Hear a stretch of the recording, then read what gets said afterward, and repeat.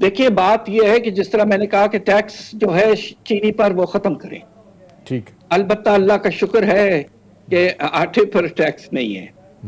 مگر آٹے کا سلسلہ جو ہے، جو حیرت انگیز بات ہے احتشام صاحب، میں آپ کی تعریف کرنا چاہتا ہوں کہ آپ اتنے اچھے پروگرام کرتے ہیں اور آپ کے ساتھی جو ہیں اینکر پرسن ماشاءاللہ وہ بھی بڑے اچھے سوالات کرتی ہیں. دیکھیے بات یہ ہے کہ ایک اعداد شمار اور پیش کر دوں آپ کو کہ آٹے کی ملنگ جو ہے ابھی تک اس کی والیوم کم ہو گئی ہے جولائی کے مہینے میں. بابا بات یہ ہے کہ ملنگ آپ کی کم کیسے ہوئی جب ریکارڈ پروڈکشن تھا؟ تو یہاں بھی اعداد شمار کے ساتھ کھیلا جا رہا ہے. صحیح.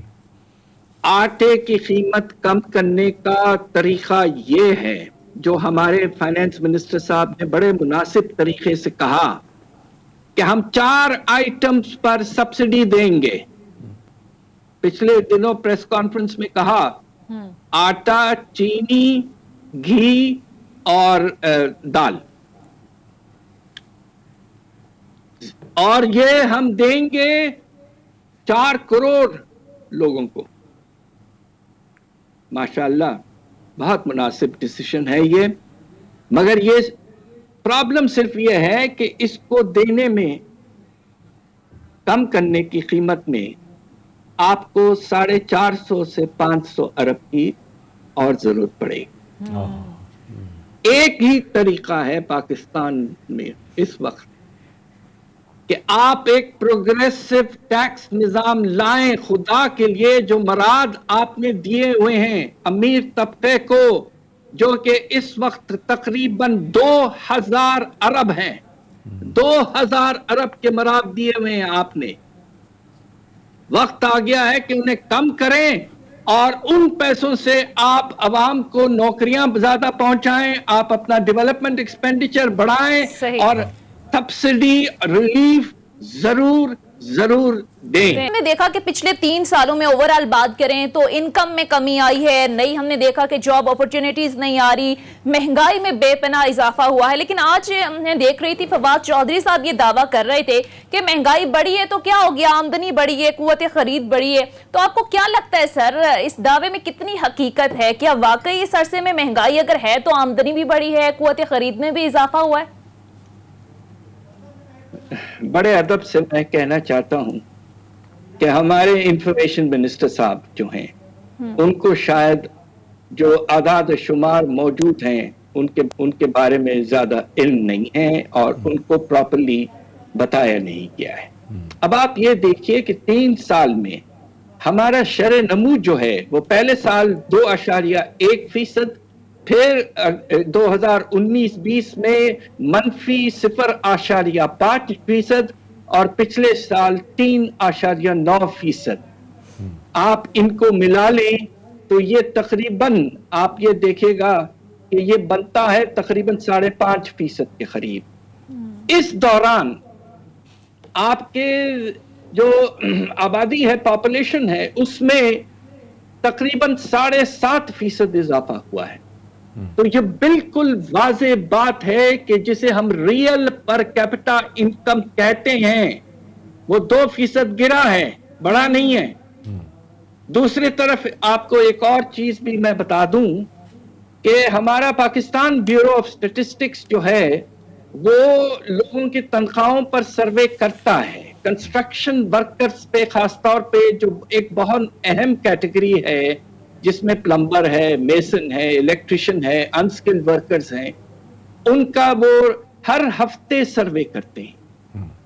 اور انہوں نے جو بتایا ہے کہ اگست کے اینڈ میں پورے 1 سال میں ان مزدوروں کی قیمتوں، ان کی آمدنی میں صرف 4% اضافہ ہوا ہے، 4%، جبکہ شرح نمو تقریباً افراط زر تقریباً 10% رہا ہے. تو پچھلے سال ہمارے جو محنت کش عوام ہیں ان کی تنخواہوں میں ریئل ٹرمز میں 6% کمی آئی ہے. تو میری گزارش ہمارے انفو منسٹر صاحب سے یہ ہے کہ آپ اسٹیٹمنٹ دینے سے پہلے ذرا منسٹری آف فائنانس یا کسی اور سے پلاننگ سے پوچھ لیا کریں کہ اعداد شمار واقعی کیا کیا بتاتے ہے. ہیں. ٹھیک. ڈاکٹر صاحب ایک اور چیز ہے جو جیو پولیٹیکل سچویشن ریجن کی جو بن رہی ہے، جو اوور آل بن رہی ہے، اس پہ آپ وزیر خزانہ بھی رہے ہیں، ڈیفینیٹلی ایسی سچویشن سے آپ کو کئی دفعہ پالا بھی پڑا ہوگا. اب امریکن کے ساتھ جس طرح ہمارے تعلقات ہیں، جس طریقے سے افغانستان کے کانٹیکس میں ہمارے ساتھ سلوک کر رہے ہیں، اب دیکھ لیں ہماری 45% ہماری برآمدات جو ہے نا امریکہ کی ہیں، 20-22% کے قریب جو ہے وہ یورپین یونین کی ہیں، کلوز ٹو 70% ہماری برآمدات امریکہ اور یورپ کی ہیں.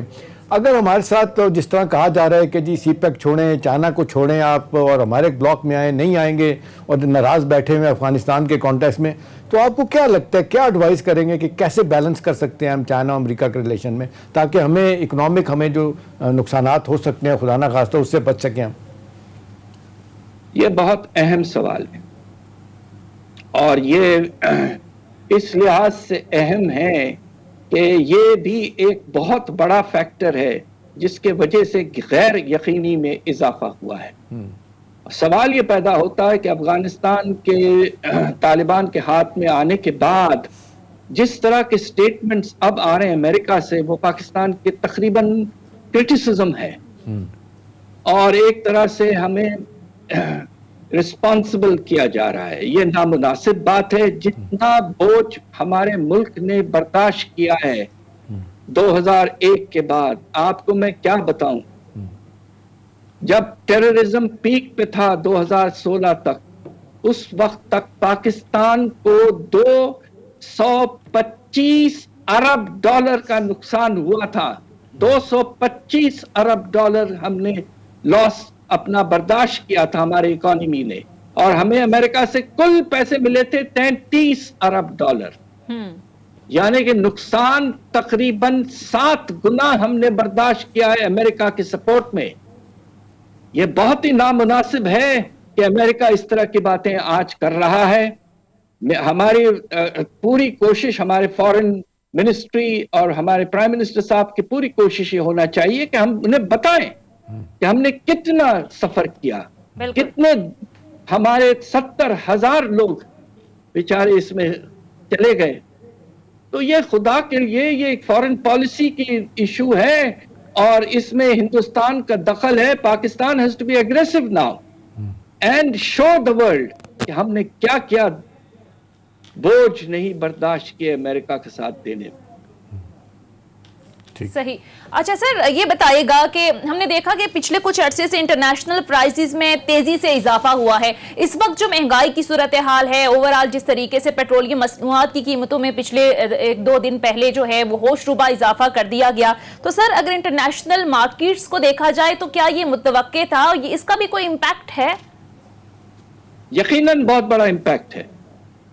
دیکھیے، جو پچھلے مہینے ہمارے امپورٹس میں جو تقریباً 66% اضافہ ہوا، اس کا بہت بڑا فیکٹر جو ہے تقریباً 66 میں سے 50% قیمتوں کا اضافہ کا نتیجہ ہے اور 16% ایکسٹرا امپورٹ کا اثر ہے. اور ایکسٹرا امپورٹ اس لیے ہوا کہ پچھلے سال کووڈ کی وجہ سے اکانومی بیٹھی ہوئی تھی، تو اکانومی میں ریکوری ہوئی ہے اللہ کے فضل سے، اور اس کے نتیجے میں ہمارے والیوم آف امپورٹس میں بھی اضافہ ہوا ہے. میں آپ کو حیرت انگیز اعداد شمار بتاتا ہوں. تیل کی قیمت تقریباً 2 گنا ہو گئی ہے. آپ کے پام آئل کی قیمت 80% بڑھ چکی ہے. یہ ہمارے بڑے میجر امپورٹس ہیں. اور باقی آئٹمز میں 20 سے 50% اضافہ ہے قیمتوں میں. اور یہ سلسلہ خدا نہ خواستہ اگر جاری رہا اور اس میں تھوڑا سا اور اضافہ ہو جبکہ اکانومی ورلڈ وائڈ بڑھتی جائے گی، تو پھر یہ بھی ایک بہت بڑا فیکٹر ہے جس سے ہم کہتے ہیں کہ پریشانی بڑھ رہی ہے. اور آپ دیکھیں کہ ہمارے عوام پر 2 طرح کے اثر ایک وقت پہ ہو رہے ہیں. ایک باہر کی ڈالر کی قیمت میں اضافہ اور دوسری طرف روپے کے قدر میں کمی, تو یہ تو ڈبل ویمی جسے انگریزی میں کہتے ہیں, بالکل یہ ہمارے عوام پر پڑ رہا ہے. اور ایک اور گزارش کر دوں with all due respect کہ پاکستان بیورو آف اسٹیٹسٹکس کہہ رہا ہے کہ پچھلے مہینے آپ کا جو رفتار اس میں افراط زر میں تھا وہ صرف 8.4% تھا. ہماری زندگی گزری ہے ریسرچ میں پاکستان. میں آپ کو بڑے سلیقے سے ریسرچ کرنے کے بعد بتا دوں کہ اس وقت کم از کم افراط زر 12 سے 13% ہے, اور خطرہ یہ ہے کہ یہ اور بڑھ سکتا ہے آنے والے ہفتوں. یہ تو ڈاکٹر صاحب بڑی وارننگ بڑی اچھی طریقے سے حکومت کو آپ بتا رہے ہیں کہ کیا اپنے آپشن ہے ہمارے پاس اور میں کیا اقدامات لینے ہیں. ڈاکٹر صاحب امپورٹس کی جو بات کر رہے ہیں 68% جو بڑی ہے 70% کے قریب بڑی ہے. بہت سارے لوگوں کا خیال ہے کہ چلیں مشینری کی امپورٹ ہو تو سمجھ آتی ہے, را مٹیریل کی ہو جس کے انڈسٹری ہم نے چلانی ہے. یہ غیر ضروری ڈاکٹر صاحب جو امپورٹس ہیں بڑی بڑی گاڑیاں اور اس کے بعد جس کو کہنے ہیں کھانے پینے کی چیزیں ہیں ان نیسیسری امپورٹس ہیں, ان کو روکنے کے لیے حکومت کیوں اقدامات نہیں اٹھاتی؟ دیکھیے پھر سے میں بڑی عزت سے یہ کہنا چاہتا ہوں کہ بجٹ جو پیش کیا گیا 21-22 کا وہ نامناسب تھا اس لحاظ سے کہ آپ نے حیرت انگیز آپ نے اقدامات کیے کہ گاڑیوں کے ٹیکسز کم کر دیے, اور آپ کو پتا ہے پچھلے 2 مہینے میں گاڑیوں کے امپورٹ میں 150% اضافہ ہوا ہے. مائی گاڈ. دوسری طرف آپ یہ دیکھیے کہ آپ نے مناسب پالیسی اڈاپٹ کی. پیٹرولیم لیوی کو 30 روپے جو فی لیٹر تک لے کے چلے گئے تھے آپ سال کے آغاز میں, جب قیمت بہت کم تھی تیل کی, $35-40 تھی, اب تو 75 کے قریب پہنچ چکی ہے. اس وقت آپ نے بڑے ریونیوز اٹھائے, پیٹرولیم لیوی لگا کر 30 روپے تک لے کے چلے گئے فی لیٹر. اب وہ آپ کو گرانا پڑا, اور مناسب تھا کہ آپ نے گرایا, ورنہ تو قیمتیں آسمان تک پہنچ جاتی. اس وقت وہ 2 سے صرف 5 روپے ہیں, اور اگر قیمتیں بڑھتی جائیں روپے ٹرمز میں, خاص طور پہ روپے گر رہا ہے, تو پھر یہ بھی 2-5 روپے ختم کرنے پڑیں گے آپ کو. دیکھیے ہمیں یہ کرنا چاہیے تھا بجٹ میں, گاڑیوں پہ تو آپ ٹیکس بالکل کم نہ کرتے, اگر آپ کو کم کرنا ہی تھا تو بیسک فوڈ آئٹمز پہ کم کرتے. یہی حکومت ہے جس نے 2 سال پہلے چینی پر سیلز ٹیکس ریٹ 8 سے 17 کر دیا, ویجیٹیبل گھی پہ بھی بڑھا کر 17 پہ پہنچا دیا. یہ نامناسب پالیسیز تھے, اور اس وقت ریلیف پرووائڈ کرنے کے لیے ایک کلیئر پالیسی ہونی چاہیے تھی کہ ایسنشل فوڈ آئٹمز پر ہم وقتی طور پر سیلز ٹیکس 17% ختم کر رہے ہیں. ٹھیک, بالکل صحیح ہے.